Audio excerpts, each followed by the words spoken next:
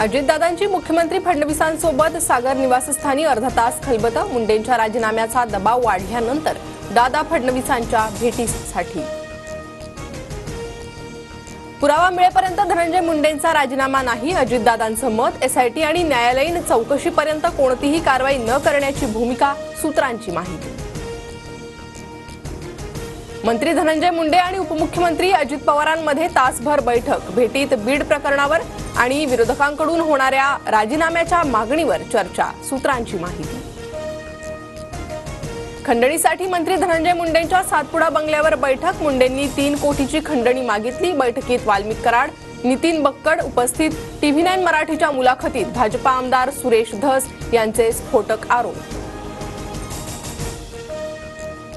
माझ्यावरील आरोप fake narrative. महायुतीतच आरोप करण्यापूर्वी सुरेश धसांनी त्यांच्या पक्षाध्यक्षांसोबत चर्चा करावी।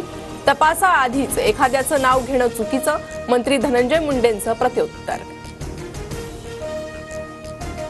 वाल्मिक आकाचा आका म्हणजे धनंजय मुंडे। बीड हत्या प्रकरणात आरोप करताना सुरेश धस स्पष्टच बोलले।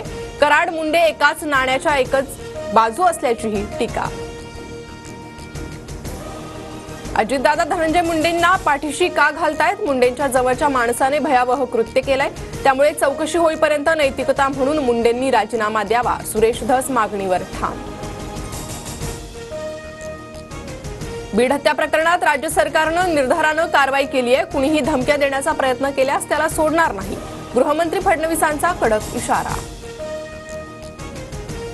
संतोष देशमुखांना मारहाण करतानाचा व्हिडिओ आरोपींच्या फोनमध्ये हस्तगत। आरोपी देशमुखांना निर्दयीपणे मारत आनंद लुटत होते। एसआयटी कडून कोर्टात युक्तिवाद, सर्व पुरावे कोर्टात सादर।